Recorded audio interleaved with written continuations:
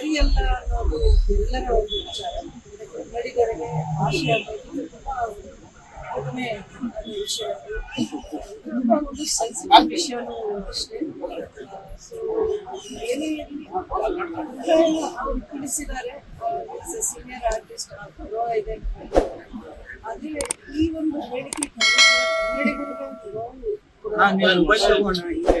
ಯಾರೂನು ಅದರಿಂದ ಯಾರು ಪಂಡಿತರಲ್ಲ,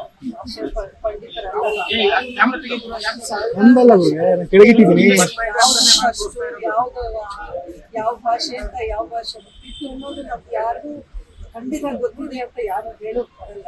ಸೊ ಅಂತ ಗೊತ್ತಿಲ್ಲದೆ ಸ್ವಲ್ಪ ಚೆನ್ನಾಗಿರ್ತಿತ್ತು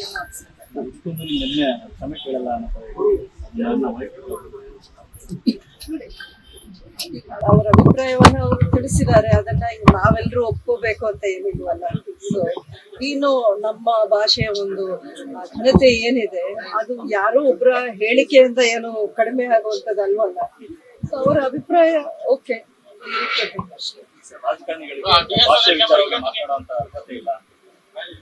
ಅಂತ ಯಾರು ಹೇಳಿದ್ದು, ಅದು ಅವರ ಅಭಿಪ್ರಾಯ ಇರ್ಬೋದು. ಎಲ್ಲ ಇಲ್ಲಿ ನಮ್ಮ ಭಾರತ ದೇಶದಲ್ಲಿ ಹುಟ್ಟಿರೋ ಪ್ರತಿಯೊಬ್ಬರಿಗೂ ಪ್ರತಿಯೊಂದು ವಿಷಯದಲ್ಲಿ ಒಂದು ಅಭಿಪ್ರಾಯ ಇರ್ತದೆ, ಅದನ್ನ ತಿಳಿಸೋ ಒಂದು ಅಧಿಕಾರನೂ ಇದೆ. ಬಟ್ ನಾವು ಹೇಳಿಕೆಗಳನ್ನ ಕೊಡುವಾಗ ಒಂದು 2 ಸೆಕೆಂಡ್ಸ್ ಇಂಥ ಸೆನ್ಸಿಟಿವ್ ಹೇಳಿಕೆಯನ್ನ ಕೊಡ್ಬೇಕಾದ್ರೆ ಖಂಡಿತ I think it's a mistake. ಕೆಲವೊಂದ್ಸರಿ ಇತ್ತೀಚೆಗೆ ನೋಡೋದು ತುಂಬಾ ದಬ್ಬಾಳಿಕೆ ಆಗ್ತದೆ ಕನ್ನಡ ವಿಚಾರಗಳಿಂದ. ನಾರ್ತಿಂದ ಇಲ್ಲೊಂದಷ್ಟು ಗಲಾಟೆ ಆಗೋದಾಗ್ಲಿ, ಮಾತಾಡೋದ್ರಲ್ಲಿ ಕೈ ಮಾಡೋದಾಗ್ಲಿ, ಅಥವಾ ಕನ್ನಡದ ಬಗ್ಗೆ ಕೆಟ್ಟ ಕನ್ನಡಿಗರಿ ಈ ತರ ಭಾಷೆ ಬಗ್ಗೆ ಮಾತಾಡ್ಲೇಬೇಕು ಅಂತ ಇಚ್ಛೆ ಕೊಡ್ತಾರೆ ಅನ್ನೋ ತರ ಪ್ರಶ್ನೆಗಳನ್ನು ಮಾಡೋದು ಎಷ್ಟು ಸರಿ? ನೋಡಿ, ಇದರಲ್ಲಿ ಖಂಡಿತ ನಾವು ನಮ್ಮ ನಾಡಿಗೆ ಬಂದ್ಬಿಟ್ಟು ನಮ್ಮ ಮೇಲೆ ದಬ್ಬಾಳಿಕೆ ಮಾಡೋದು ಯಾರು ಒಪ್ಪುವಂತ ವಿಷಯನೂ ಅಲ್ಲ, ಸರಿನೂ ಅಲ್ಲ.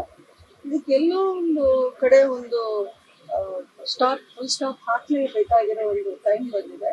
ಬಟ್ ಅದನ್ನ ಒಂದು ವೈಲೆನ್ಸ್ ವೇಯಲ್ಲಿ ಆಗಬಾರ್ದು ಅನ್ನೋದು ನನ್ನ ಅನಿಸಿಕೆ. ಯಾಕೆಂದ್ರೆ ಯಾವುದನ್ನು ನೀವು ವೈಲೆನ್ಸ್ ಇಂದ ಏನೋ ಒಂದು ಸಾಲ್ವ್ ಮಾಡಕ್ ಆಗೋದಿಲ್ಲ. ಖಂಡಿತ ಈ ವಿಷಯಕ್ಕೆ ನಾವು ಸ್ವಲ್ಪ ತಾಳ್ಮೆಯಿಂದ ಇದನ್ನ ರಿಸಾಲ್ವ್ ಮಾಡಬೇಕಾಗಿರೋ ವಿಷಯ. ಬಿಡಬಾರ್ದು ಅಂತ